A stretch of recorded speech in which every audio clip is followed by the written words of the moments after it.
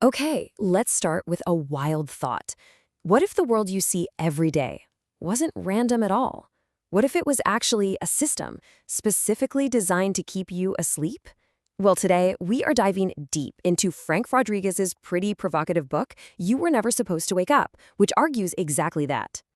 The book kicks off with this line, and it hits hard. You weren't paranoid, you were awake. Right away, it taps into that feeling you might get sometimes, that something is just a little off. The book's whole point is that this feeling isn't paranoia. It's actually the very first sign that you're starting to see a hidden reality. So, what exactly are we waking up to? Well, the central argument here is that our reality isn't just a bunch of random events happening. No.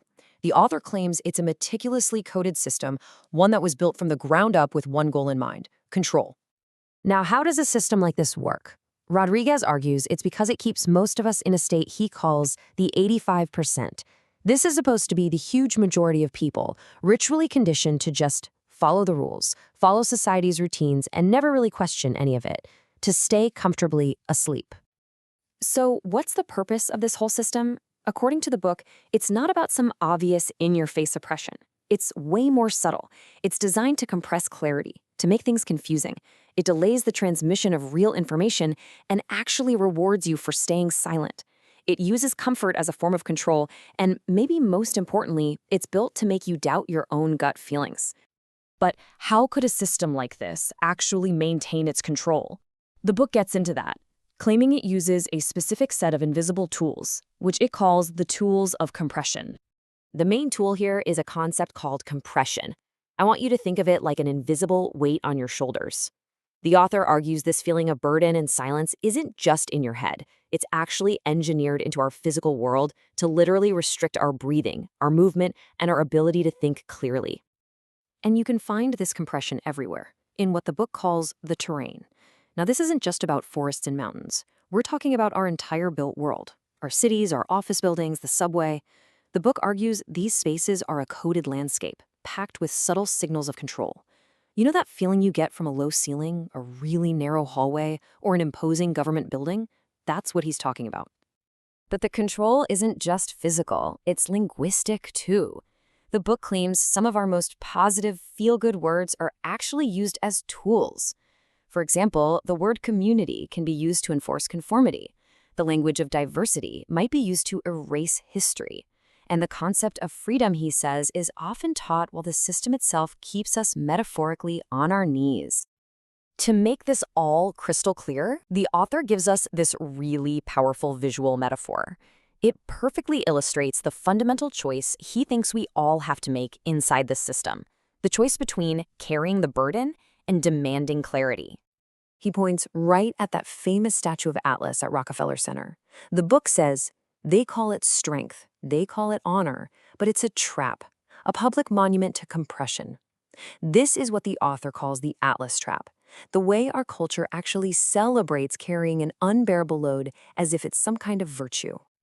And this image right here lays out the core choice. On one side, you've got Atlas. He's kneeling, he's burdened, he's silent.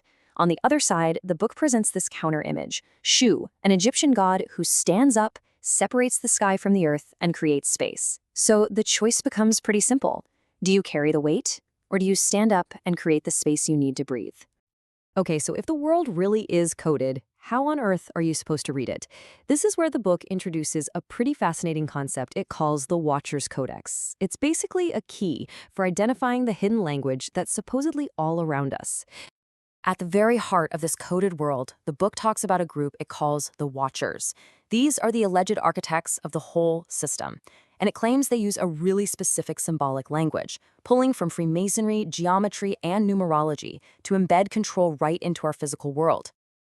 And this codex gets incredibly specific, especially with numbers.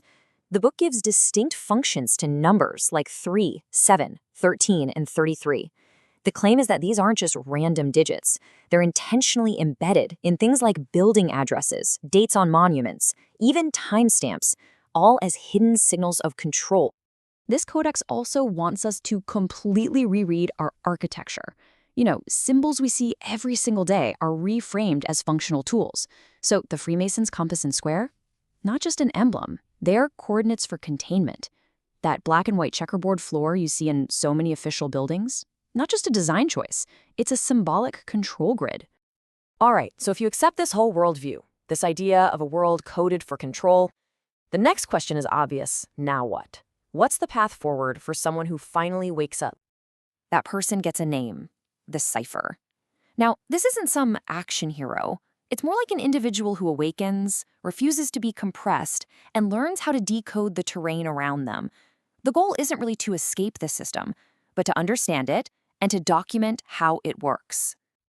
And the book lays out a really clear 5-step path for this. It starts with timestamping the betrayal, which just means documenting where you see the system at work. From there, you actively decode your environment. You consciously refuse that posture of compression. And then you start building your own record of the truth, which you eventually share with others. So when you put it all together, this book does a lot more than just offer a critique. It's presenting a complete, self-contained worldview. It takes you all the way from identifying a hidden system of control to giving you an actionable path for navigating it, a way to go from being a passive participant to an active decoder. So look, whether you find this framework totally compelling or just a wild theory, it leaves us with one really provocative question to think about. As you go about your day, just consider this. What unspoken rules or designs might be shaping the very spaces you move through every single day?